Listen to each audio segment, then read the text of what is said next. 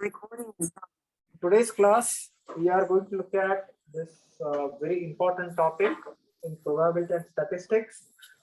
Even though we will start with simple definitions of mean, variance, we will talk about something called as the expected value. We will talk about the probability distribution. But finally, the concept that we study in this lesson will be used to solve a very important problem that is known as sensor fusion or Kalman filtering. Now the idea is this: in real life, the data coming from sensor is not perfect, and the data that comes from sensor does not come at a very accurate. Here you go. He's talking about data. It can never be perfect. This is true. Here we go. You're coming with me. My computer's coming with me to the kitchen. What if I was like unmuted? Like, Sonia, what's going on? Where are we going? Like, where are you taking us? Sonia, you are unmuted, so we can hear you. I am so sorry. No worries. I'm so sorry. Oh my gosh.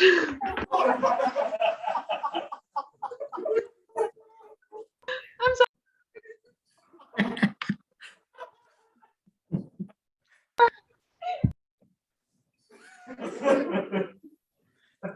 Well, to say sorry, you have to unmute yourself. Say and then. I am so sorry, Dr. Edgar. I was moving my computer and I didn't realize I Okay, all right. So the idea is this. So you have the sensor data that is not perfect. Now, how would you take that so-called imperfect data and come up with the best possible estimate? Please understand, we are not looking at an accurate solution, but we are trying to estimate.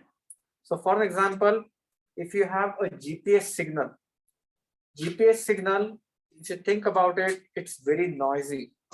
So based on these different satellite receivers that you get your GPS signal, how do you combine or how do you fuse this noisy GPS signal and give a best possible estimate? And the roots of Kalman filtering are in something called as recursive least square. Now I want you to, we looked at this problem in the past. So for an example, if I want to fit a least square line, and then I have 3 points. All of a sudden, a fourth point gets added. Do you agree with me? Once that fourth point gets added, that least square may or may not be accurate. So I would have to reiterate and find a new equation. Now here is the problem. If the next point, if it is out of the bounds, so remember we looked at that when we tried to solve the sparse regression. So if it is out of the bounds, your least square will be completely wrong. So how do you ensure or how do you vet that data coming in based on the statistical properties of the noise? That is the fundamental purpose of Kalman filtering. So yeah, so what I would do is I would go ahead and talk about some basic concepts in statistics. And even though you may know these concepts, what I'm going to do is I will try to give you the explanation in terms of examples, the engineering problems, and then later we'll look at different distributions, and then I will set the stage for Kalman filtering and try to give you a engineer's view of Kalman filtering. If you talk to a signal processing person or if you talk to a mathematician, Kalman filtering can be studied on the basis of probabilistic theory or stochastic analysis or stochastic calculus. We are not going to look at that. We are going to look at Kalman filtering or any other filtering for that matter from linear algebra point of view. All right. So I'm going to start with something that we all know. The first concept is the concept of mean. Mean, everyone knows, that is the average value. Then you have variance, is the average square distance from mean. And probability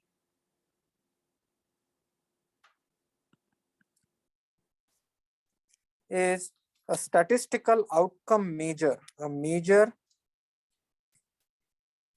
of statistical outcome. Now, please note, in simple words, mean is what we get.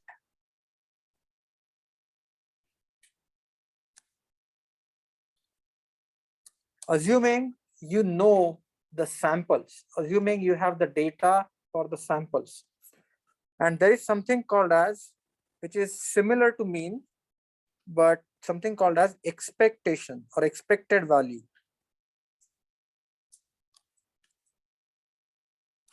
And that is given as E of X, is what we expect.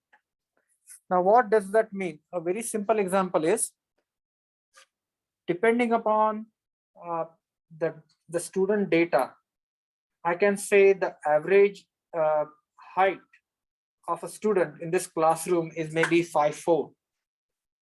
This is what I'm expecting based on the previous data set and previous probabilities that I have.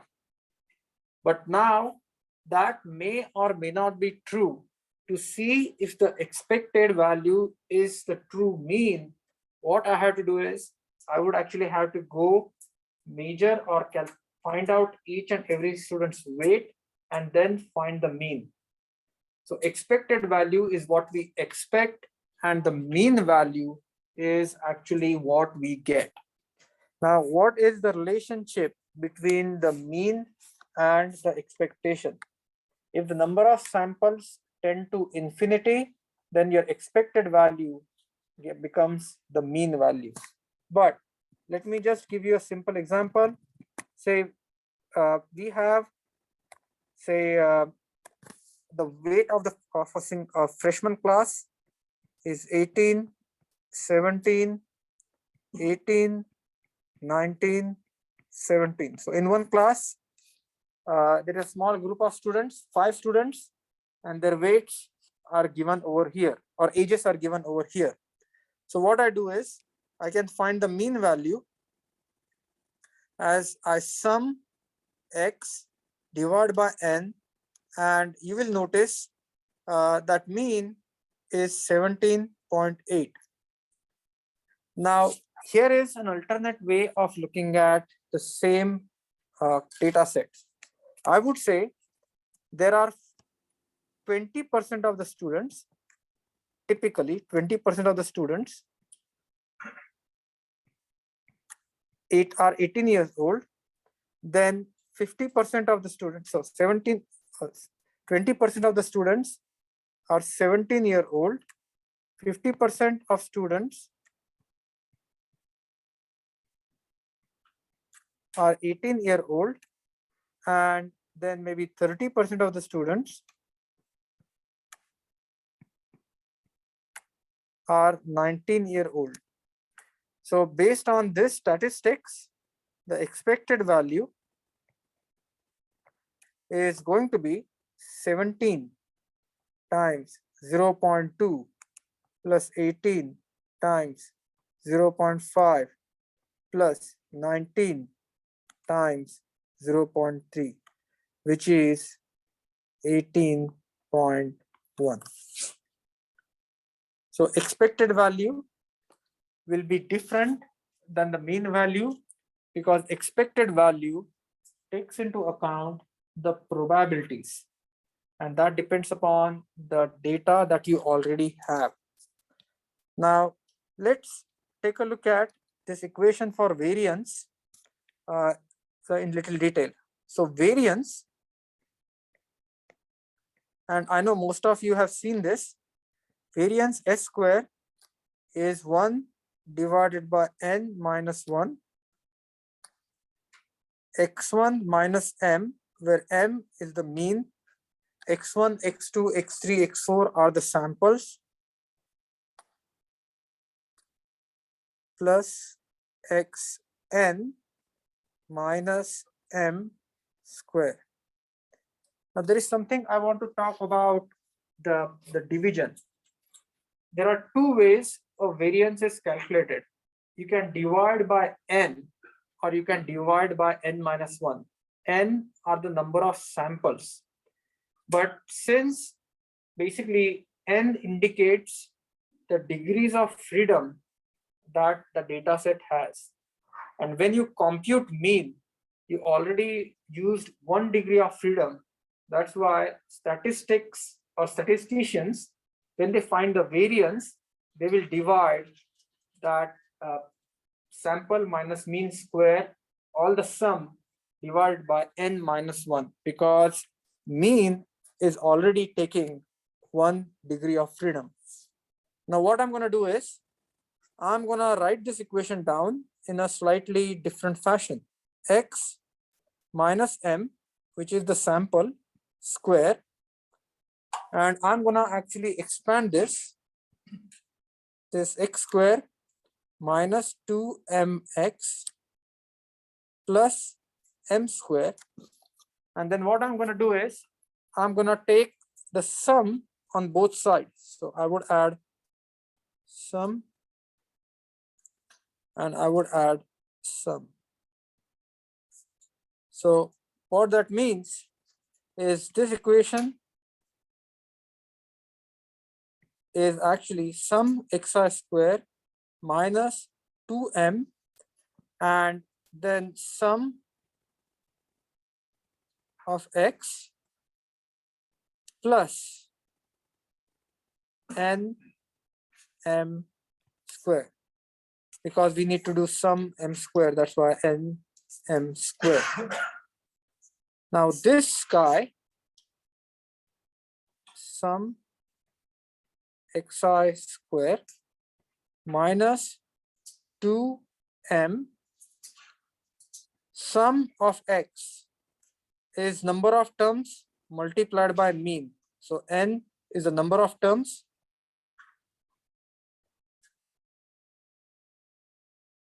and then this is the value of the mean, plus n m square, and that this equation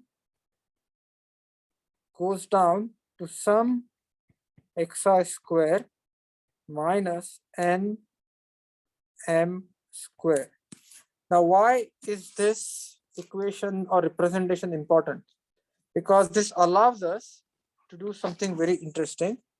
So I can write sigma square, which is the variance, which is given as expectation of x minus m if the process is zero mean, and this is written as probability, first probability x1 minus m, second probability x2 minus m, all the way to probability n xn minus m square.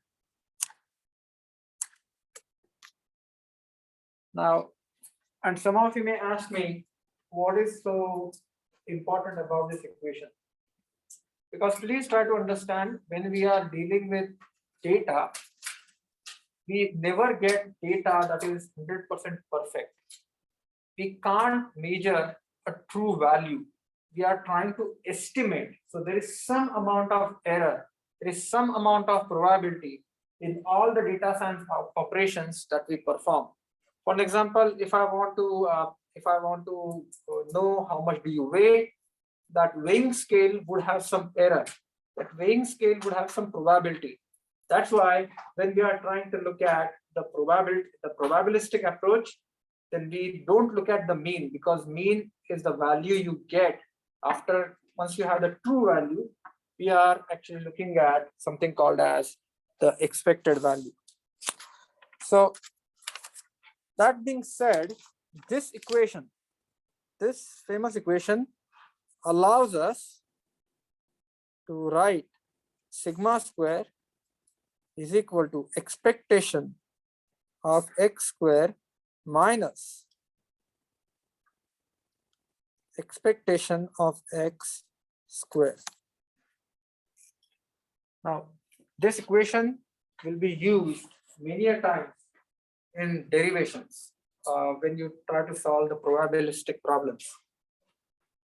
If you want to find out the variance of a sample, then what you want to do is you want to find out the expectation of the square value of the sample. What is the expectation of x square minus expectation of x square?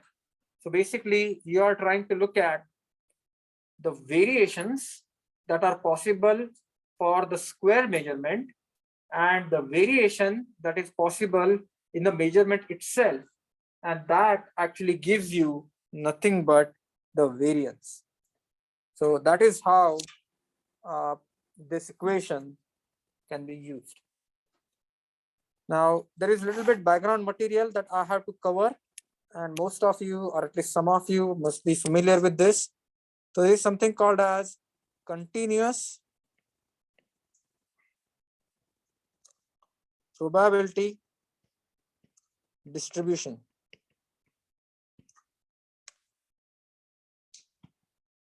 So what do I mean by a probability distribution? So a very simple example is probability distribution I'm going to give as P of x. And I'm going to call f of x, I'm going to call this as a chance. So this is chance. So just to give you an example, a chance f of x can be described as maybe a random freshman has the age less than x. What is the chance that the freshman that I pick in a class of 60 has the weight or has the age less than 18 years? Or so that is the chance. But then I want to find out what is the probability, that how is that probability distributed, or how that chance is distributed over across the population, and that is what the probability distribution is. There are two important types of probability distributions that I just briefly want to talk about. One is uniform distribution, and second one is a normal distribution. So for the uniform distribution, if you were to write the uniform distribution, you have f of x, which is the chance, and let me see, say the ages are 17, 18, and 19. So what is the probability that the freshman has is younger than 18 years? And from statistics, we say all the freshmen that we have in class, they are either 17, 18, 19. So clearly below 17, the probability is 0. Now, as you go from 17 to 18, and if you go at 19, you're going to have the probability 1. So almost, as a matter of fact, all the students would be equal to or less than 19. So that's why this distribution or this chance is going to look something like this. So below 17, not a single student. Below 19, all the students. So the chance is distributed like this. Now, if I want to find out the probability of this distribution, so what is the probability you have 17-year-old, 18-year-old, and 19-year-old. I would take this total chance and divide. So this would look something like this. And this would be 1/3. And this is the probability distribution. So as you can see, the total probability, the area is 1/3 multiplied by 17, 18, 19. So actually I should, this should be 1, 2. So I should say 1. So 17, so there are 2. So what I have is total value, the area of the rectangle or the integral of the p of x is 1. Now, just to give you the mean and variance equations, mean and variance equations.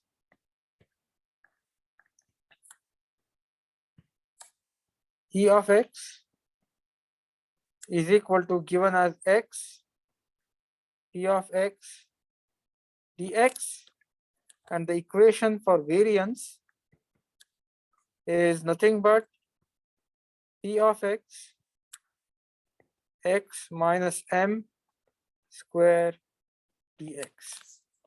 So these are the equations that are used to find the mean and the variance. Then comes the normal distribution, and then we have studied the normal distribution quite a few times. So I'll just give you the distribution.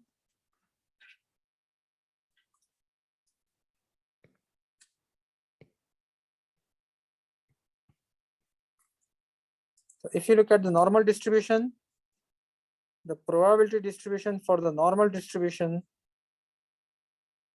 square root 2 by 2 pi e raised to minus x square by 2. And we are all most familiar with the bell curve. And if you have you can actually modify this equation when you have non-zero mean, and you can still work out the formula. There are some more distributions that are important, and you might have seen these distributions. But what I'm going to do is, I'm not going to derive the equations, but I'm going to kind of tell you where these distributions arise. So there is binomial distribution.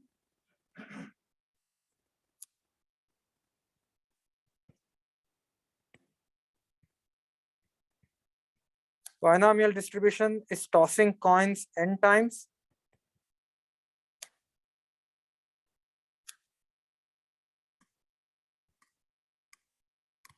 Then you have Poisson distribution,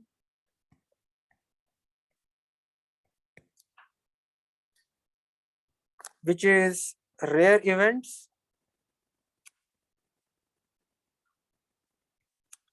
Then there's exponential distribution,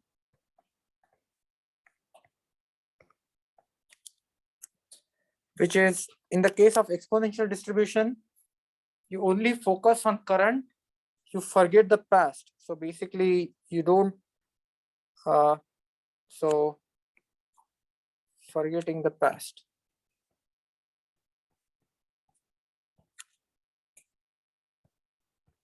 Then you have normal distribution. Then you have something called as a log normal distribution, which is the logarithm of the normal. Then so log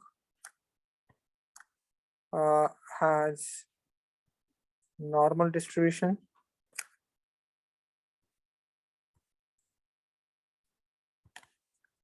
Then you have something called as chi-square distribution, which is the distance squared in n dimensions. And then you have multivariate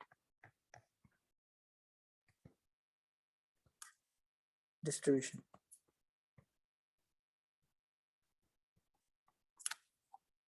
Or multivariate Gaussian.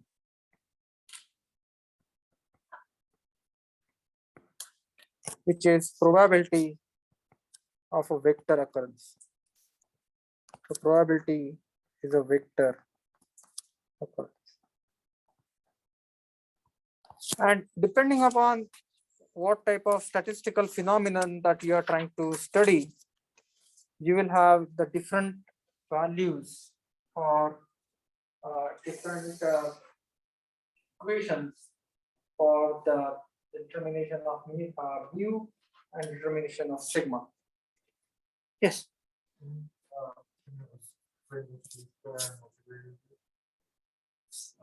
Multivariate Gaussian, yeah. Yeah. So basically, if you look at this is the Gaussian distribution. Can you see the only variable here is x? So if you have more than one variable, then it actually becomes the multivariable Gaussian distribution.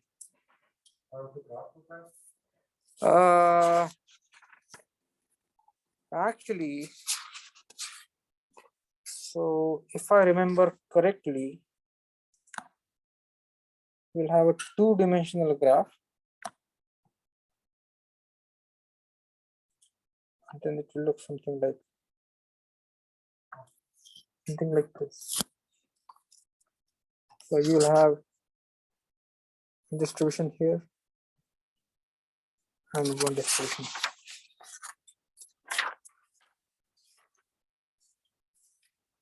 So again, I'm not going to go into the details of these distributions or their statistical properties, but please understand, if you look at MATLAB has a robust statistical toolbox, and all these distributions are implemented inside the MATLAB. So if you want to solve the problem, the only trick is which distribution would you use to solve which problem. So depending upon the event, so statistics is always dependent on chance. So if you look at a physical phenomenon, then you want to see what type of distribution that physical phenomenon represents. Let me give an example. Say, what is the probability of your cell phone catching fire? Do you think it's a normal distribution?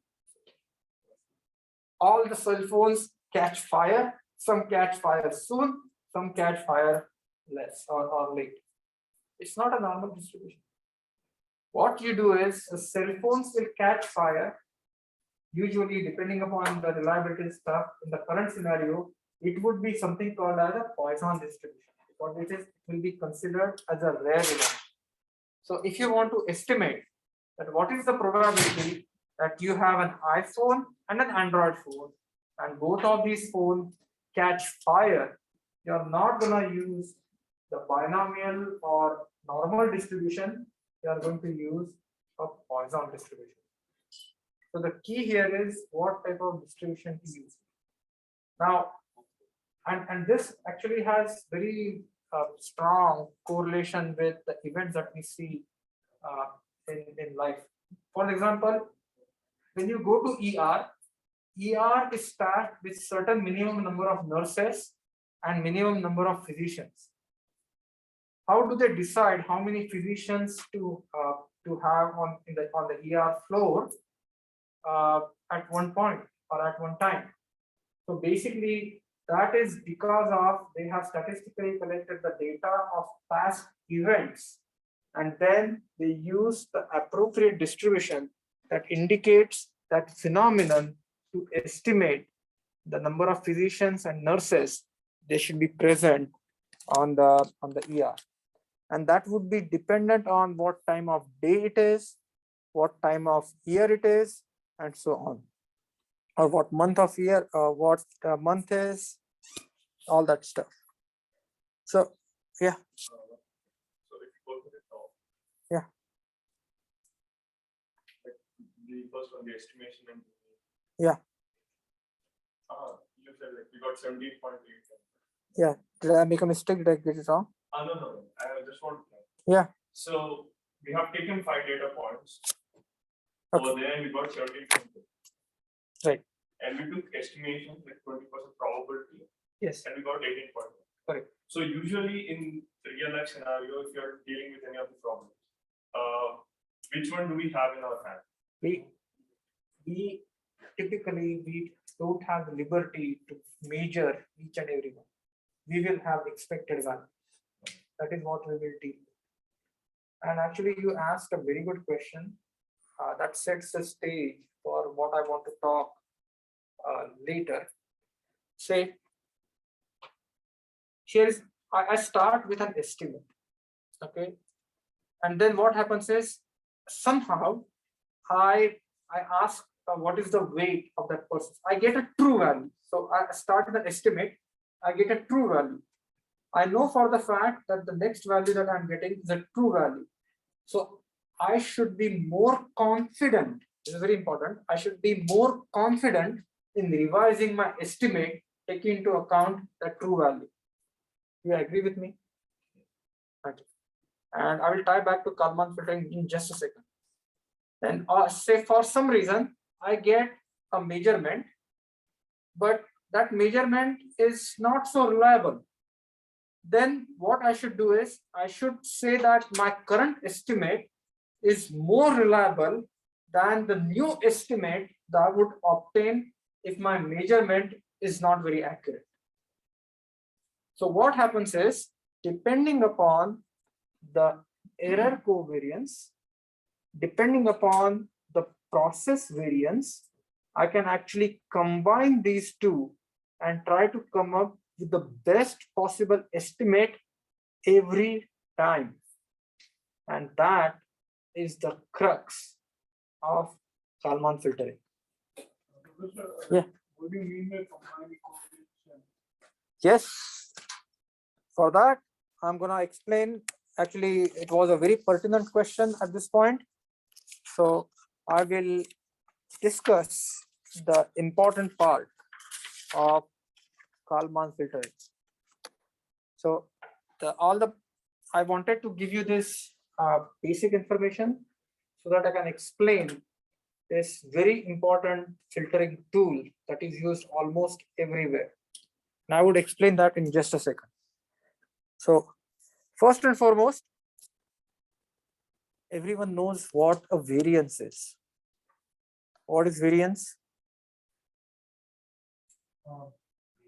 Deviation from mean. It's a spread. Variance is nothing but spread. And let me tell you, if someone asks you how noisy the signal is, you can find the variance, and that variance would characterize the intensity of noise. What I mean by that, if the signal is noisy, then the variance would be very high. If the signal is clean, the variance would be very low. So our purpose for signal processing is to reduce the noise, which means to reduce the variance. And for my own satisfaction, I'm going to draw this. So if I have a noisy signal, what that means is the spread is quite high. If I filter the signal, then what that means is my spread is quite low. So basically, noise is characterized by variance. Next question is, what is covariance? And this is an important concept. So I will write this down. Variance is the spread. And now my question to you is, what is covariance? And I know for the fact that in our undergrads, we have taken statistics class and we have computed covariances, right? Or you can use MATLAB and use the function COV and find the covariance. So what is covariance? So covariance shows the relationship between two or more random variables. What do I mean by that? For an example, consider that there are two variables and both of those are changing randomly. So for an example, age and weight. Okay, clearly a 1-year-old baby will weigh less compared to a 10-year-old child. Do you agree with me? So what that tells me specifically, that as the age goes on from 1 to 10, basically as age increases, the weight increases. So that means both these variables are moving in the same direction. So they are they are correlated, and correlation is related to the covariance. So let me plot this. So I have two random variables. And whenever I say random variables, think about age and weight, okay? And if I have a random variable, x, if I have another random variable, and I would see that spread of the first random variable is something like this. No matter whatever is the value of y, my x is bounded in this limit. So, and I want you to think about it like this, that no matter where my y goes, my x spread is limited. So if I were to say the spread here, say, actually this is called lambda, and this get related to the PCA, because PCA, once you look at this data set and once you find out the singular values, you will, and singular vectors, you'll find the major directions. But what I want to say here is, say this is 7 and this lambda 2 corresponding to this spread is equal to 1. So the covariance is 1, 0, 0, 7. What does that mean? It means that both these random variables is very important. Both these random variables vary independently. If I were to increase one random variable, there is no guarantee that the second random variable will increase or decrease. Everyone understood this?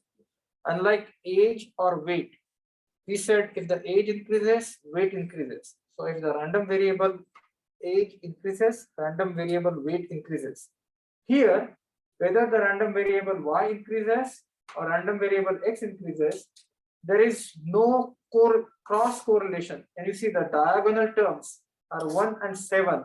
They indicate sort of the singular values, but the off diagonal terms are 0, indicating there is no interrelationship. Now, let me show you one more case where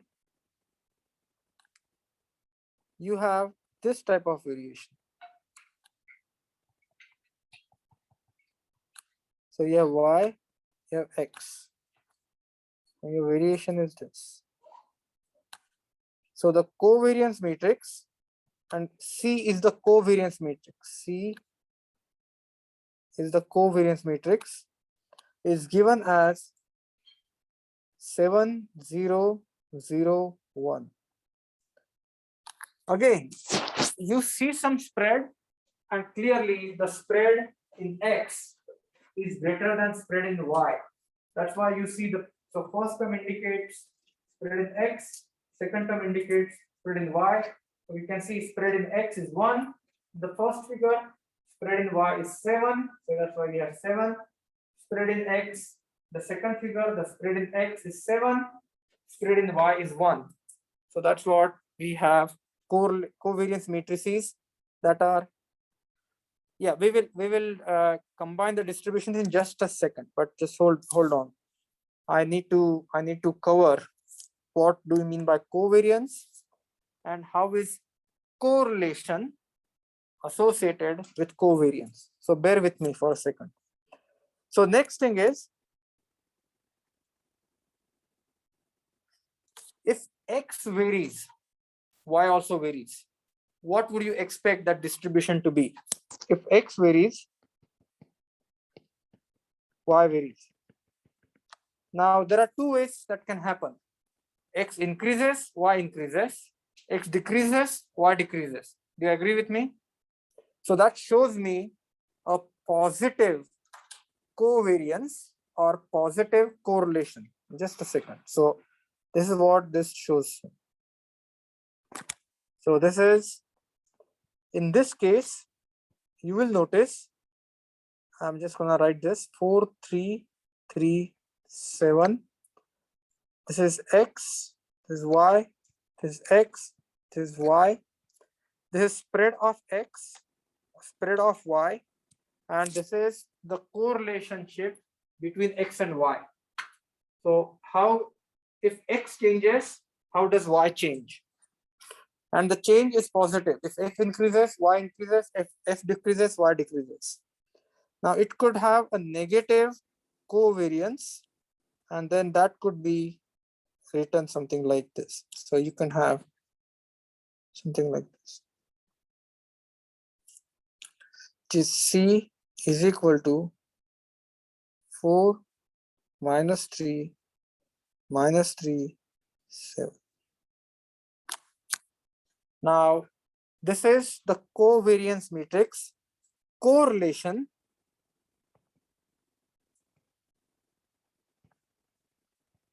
is given as sigma xy is equal to, sorry, rho xy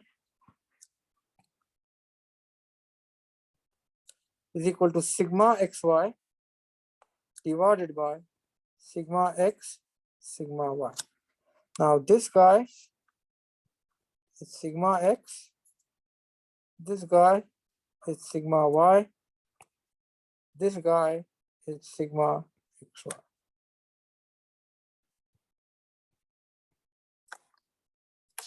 Now here comes the interesting part. So if you have a correlation matrix,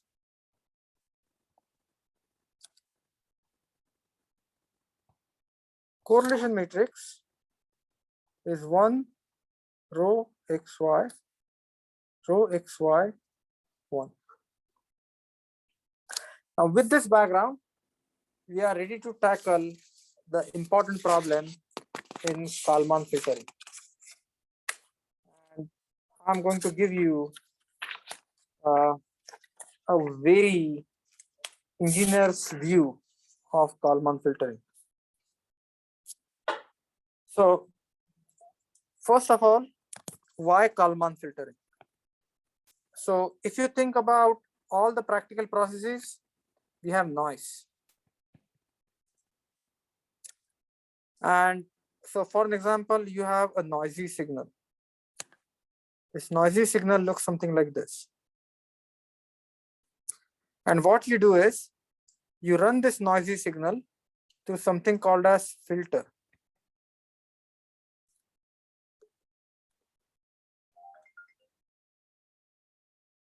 So, okay, so noisy signal, you send it through filter. And once you send this noisy signal through filter, what happens is you get some sort of smoothness. So this signal becomes sort of smooth. Now, what is this filter? Filter is sort of recursive summing type of function.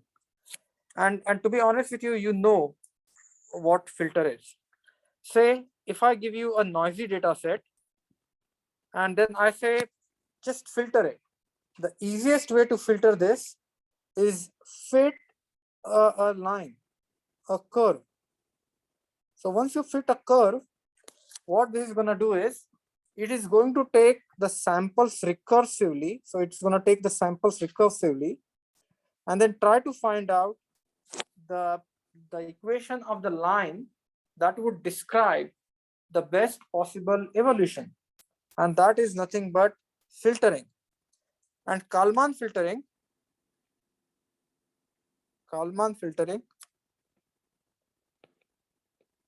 it's considered as one of the best discoveries of 20th century. So Kalman filter, that this process of smoothing was considered to be one of the best discoveries of 20th century. And Apollo 11 mission, when they used the gyroscopes and accelerometers for navigation, they used the Kalman filtering. And Kalman filter is basically an algorithm that would recursively, that would allow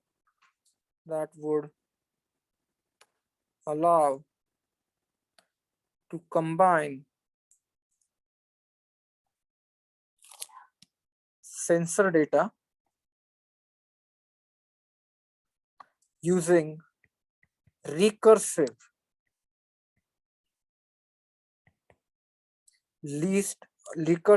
weighted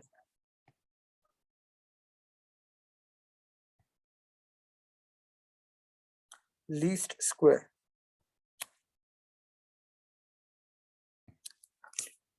So here is the fundamental equation for Kalman filtering. And in Kalman filtering, we usually deal with estimates because we don't know the actual value. We have something called as the Kalman gain, which is K. You have the current measurement and you have 1 minus K previous estimate. This is new estimate.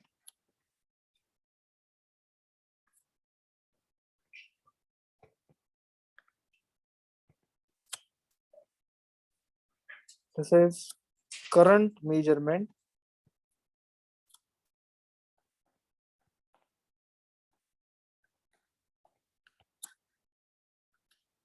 This is old estimate.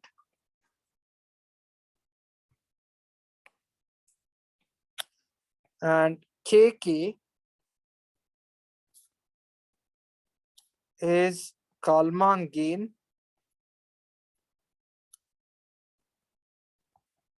that changes in each iteration, that changes from 0 to 1. So now what I want to do is, I want to take this moment to explain this very fundamental equation. And unfortunately, people talk about Kalman filtering, but very rarely they get to the nitty-gritties of what Kalman filtering means.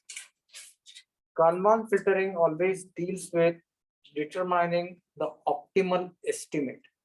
What is the best possible estimate in the current situation? What I'm going to start is, here's what I'm going to start. So I'm going to guess I'm going to estimate the age of a student. So what I would do is, I'll say, okay, maybe the average age in this classroom is 20 years. And what I'm going to do is, I'm going to start. So this is what I'm going to do.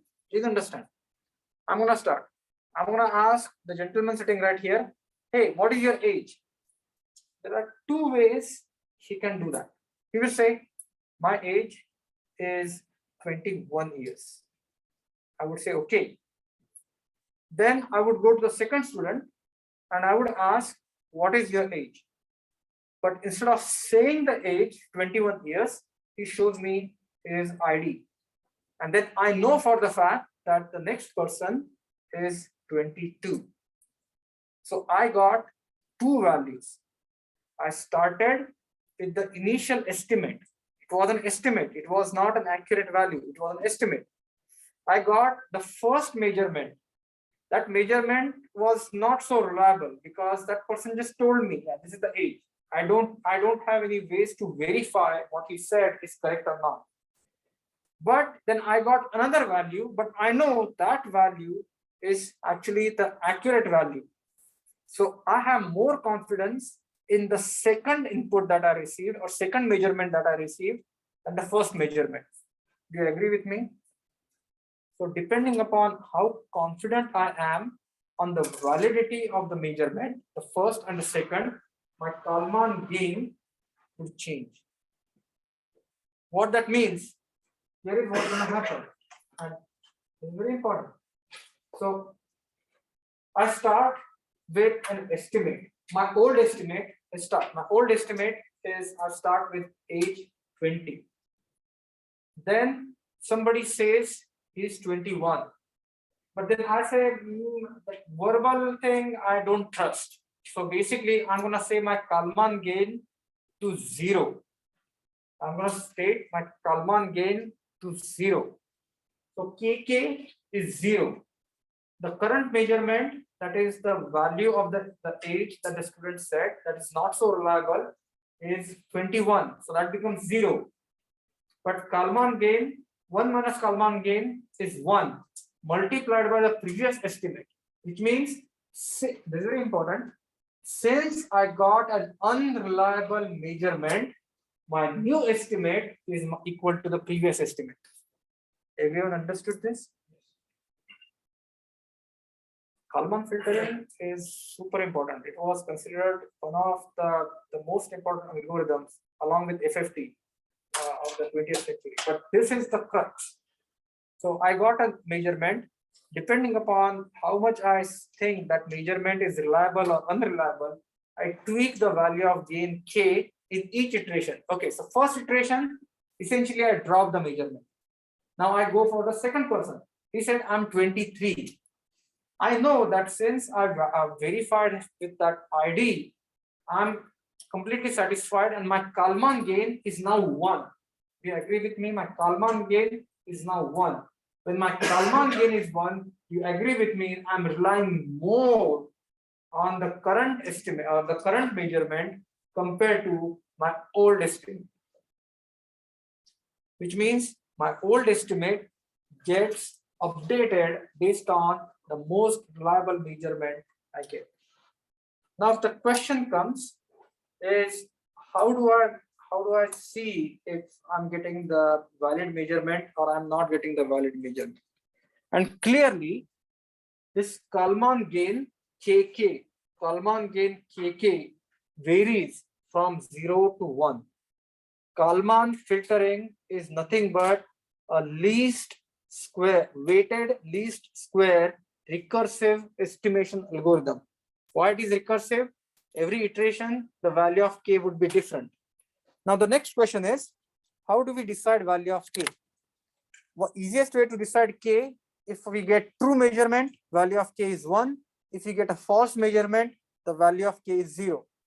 But many a times, it could be partially true, partially false. We don't know. So for that, somehow we need to tune or change this value of K.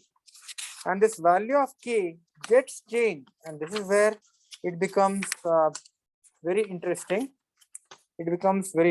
Value of K gets changed depending upon the variance and actually the covariance properties of the noise and the process. So what I'm going to do is, I'm going to actually write this down because this is so important. Just give me a second here. So when KK is equal to 0, XK, which is the new estimate, is XK minus 1. And when KK is equal to 1, my XK is equal to CK. So which means I'm trusting previous estimate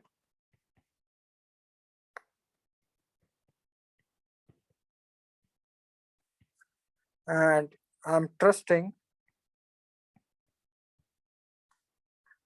current value.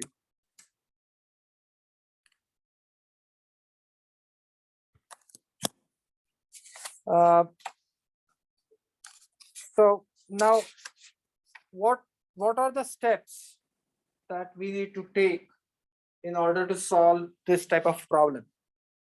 So first step is build a model.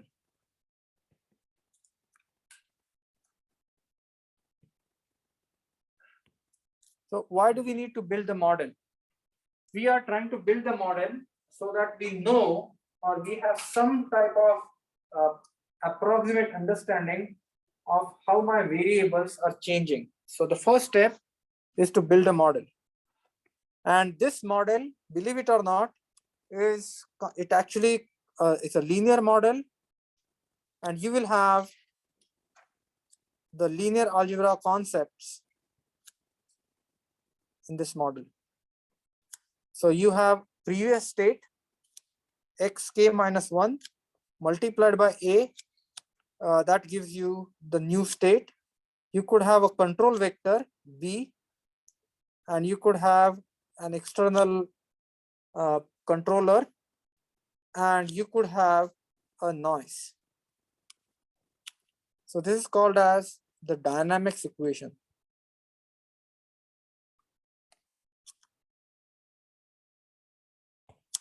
And this dynamics equation is needed so that we can actually project, or we can project the future. We can find what the future is, and that may be correct or incorrect.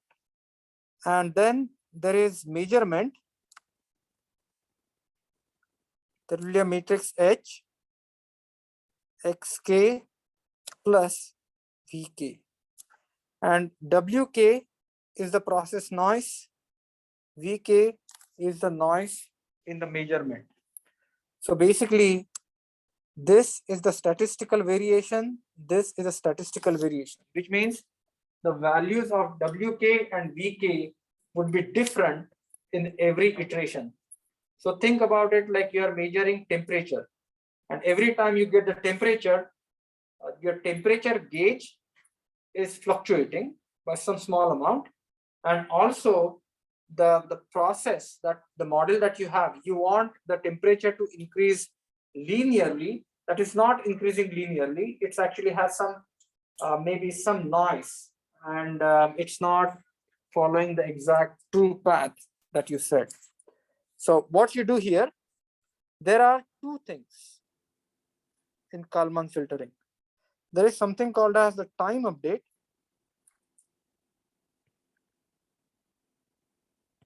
and then there is something called as the measurement update.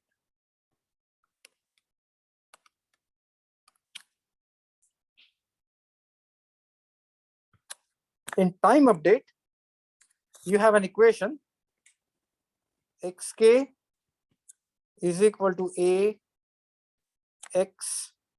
So previous value of x state multiplied by a, plus you have b times u. And what you do here is you actually look at the covariance. So in other words, what you do is you see the effect of parameters. So you say covariance pk, which is a pk minus 1, and actually there is a transpose plus q. So this is error covariance,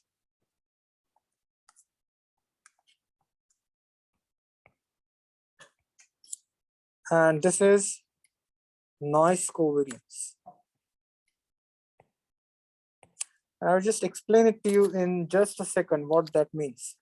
And then you have a measurement update, wherein you have kk,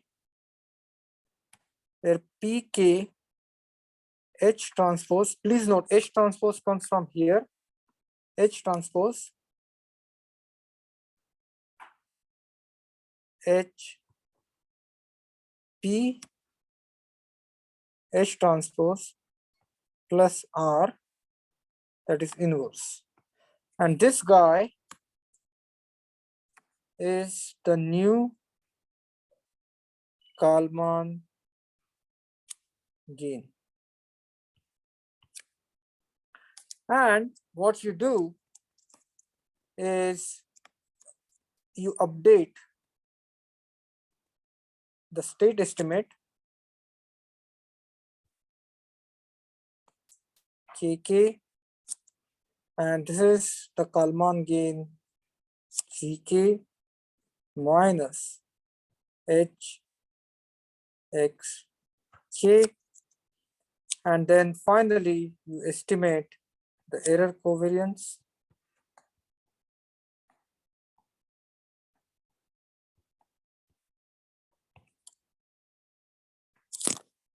Now, let me tell you what this process is.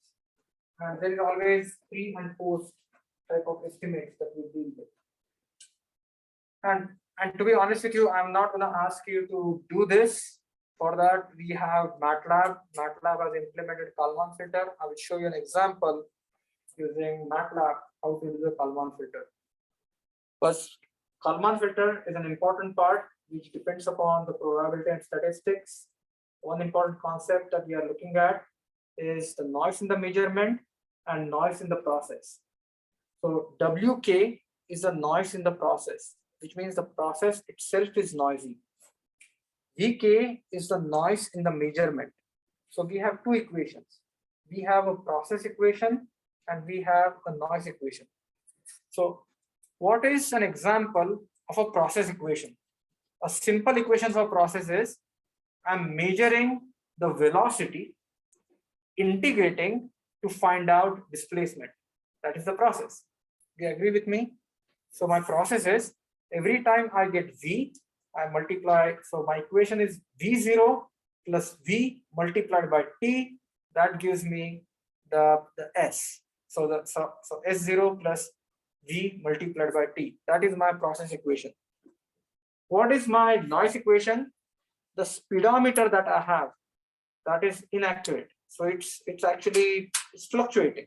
It had some error. It's noisy. So that is VK. Now, with these two variations, with these two changes, noise in the process and noise in the measurement, how do I combine these together? It's a recursive process. So you have something called as a time update and you have something called as the measurement update. In the time update, what you do is you propagate, in the time update, you propagate the dynamics equation, xk, you actually project, you try to find out what would be the value in future. And then what you want to see is how good that value is. And that is what the error covariance and new pk that gives you. And once you do that, you actually go back and basically you complete this circle. You go to the measurement update. You change the Kalman gain, find the new estimate and update the covariance. So basically you're recursively going and following this process. So the idea is you are changing your current estimate and you are changing the parameters that dictate the variance. So that is recursively changed. And Kalman filtering is the topic of PhD. People have written books and books on Kalman filtering. But the idea is finally you can trace the roots of the Kalman filtering in linear algebra. And at the end, this is the equation, which is nothing but it's a recursive least square equation. This is the recursive least square equation is the cornerstone of Kalman filtering. That is, and then once you add different types of distributions, means you can have a different distribution for the process noise. You can have a different distribution for the measurement noise. You combine those together, and then you actually find out the best possible estimate. A question online? Yeah, so I did not talk about this equation. So yeah, I need to explain this. And that's a very good question. The question is, it is not least square, but why do you call it least square? And that's a very valid question. I will try to answer that question with an example. So imagine that I have the measurement of speed at one point. Then I find the measurement of the speed after some time. I find the measurement of speed. So I have this data set that is continuously being updated. So what I'm going to do is, here is what I'm going to do. I'm going to fit a line, which is sort of a least square line that is passing through these data points. And I would say that this is the path, or this is the speed that I'm tracking. Do you agree with me? This is the solution that I computed from the least squares. Now, imagine all of a sudden I get a measurement over here. What I need to do is the previous curve that we found out by least square, or previous line that I found out by least square. Why does it become a curve? That is very important, because as you keep on adding, you're actually finding out the least square on those segments. So basically you trace that point. So then what I do is I update this over here, and this update I just showed, and this update that I showed is nothing but this Kalman filter update equation. Now let's say what happens is the next sample I get is somewhere over here. Now I'm going to track, this is what I'm going to do. I'm going to track what is the typical variation in this guy. So what is sort of the variation I would expect? And all of a sudden I get a sensor measurement which is outside the typical variations I see. I'm not going to trust that measurement much. So my confidence in that new measurement would be less. What it means is, rather than changing my curve all the way over here, I would change it just a bit. And I would say that let me wait for few more measurements. I would change this a little bit, and I would wait for few more measurements. If my next measurement is somewhere over here, which is close to the previous bound for variation, I actually go back. But if my new measurement is indeed over here, then what will happen is I'll follow this path. That is how that recursive least square is implemented.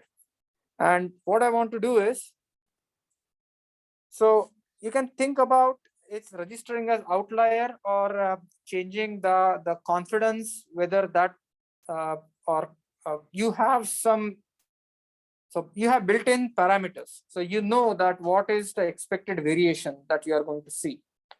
But you get an outlier, but here is the problem with an outlier. You do not know if it's really a true outlier, or you do not know if that is how the process is going. So what you do is, as soon as you see the outlier, you tend to trust that outlier less. But if you start getting more and more and more and more outliers, what that means is actually the process has converged to that path. Yeah, so it is something similar. Let me see, if I have time, then what I want to do is, yeah. How does it account for so you were saying that if you get enough outliers, it says that the process has converged, right? But yeah, the equation says that if we get an outlier, we ignore that and we go to the previous one. right. So I give you an extreme example actually. So the Kalman gain doesn't really become 0 or 1. It basically is somewhere between 0.8, 0.9. So it doesn't completely say that this is true or this is false. So basically you capture some of the dynamics, but then you convert to the dynamics, assuming subsequent measurements follow the pattern. And what I'm going to do is, if I have time, let me see. Yeah, I have some time. I'm going to show you how it is done in MATLAB. And I would be very honest that I gave you a very top level overview of Kalman filtering. I did not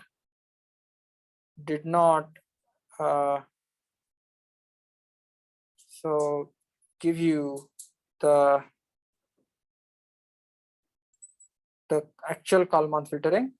But what I want to do is, I want to show you how this Kalman filtering works. So, if I may, Yeah, go ahead. what is the H navigation? H, think about it, H as an identity matrix. H, so for example, if you are measuring, okay,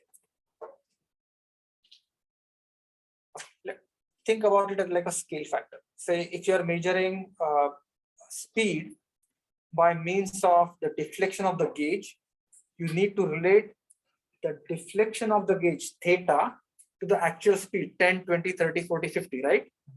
So that H is that scaling factor. If you are measuring two gauges at the same time, you're going to need two scaling factors. So H becomes a matrix. Do you understand? Okay. So, all right. So let me see. Give me a second here. So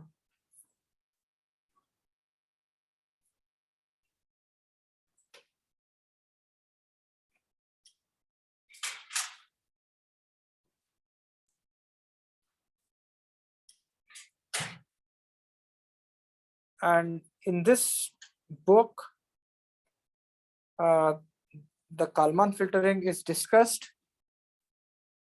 but Kalman filtering is discussed just in theory with no examples. So let me see.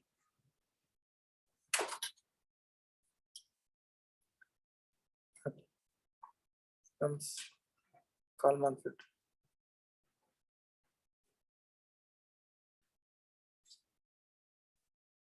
So here, what I have is I have signal. This is the signal that is a sort of a noisy signal. Think about that this signal is coming from a voltmeter, or this signal for that matter is coming from temperature measurement. So what you have is you have this noisy signal, and what I do is I feed that noisy signal to this block, which is the block of Kalman filter. And in this, for the Kalman filter, you have to specify the matrix A, you have to specify the matrix C, you have to specify the noise characteristics, G's, H, Q, R, and N.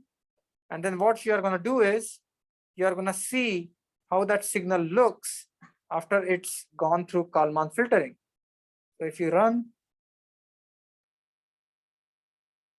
and then you will see that is how it will run the Kalman filter, and you would get the signal. So you can see the old signal and you can see the new signal, and if you give it, you will see that you need to tune, you need to provide the appropriate values of the variance, error covariance, and provide some time for that filter to converge. So basically you would see as time goes on, this Kalman filter will actually filter out the variations and converge to the true values. The alternate approach I just want to talk about is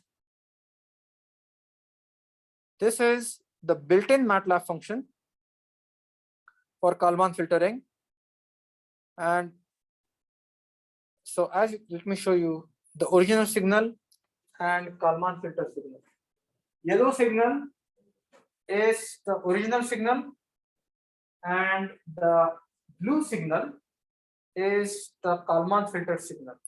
And you can see that Kalman filter signal actually tracks or actually smoothens out, gives you the better measurement. At every iteration, it's actually Kalman gain is changing based on the new input. It actually tracks the whole thing. So this is just for a single input, single output process. But if you want to combine that for multi-input, multi-output process, you can actually look at the examples inside the MATLAB and just MATLAB Kalman, and it will actually give you lots and lots of examples on Kalman filtering.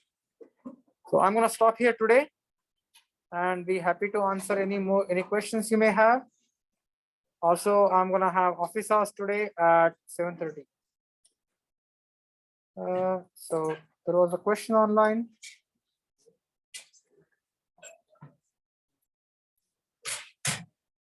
Yeah, system will have the Kalman filtering. It's a very simple linear filter. So if you have a system that is discontinuous, or if you have a system that is nonlinear, the Kalman filter may not be able to give you the best possible estimates.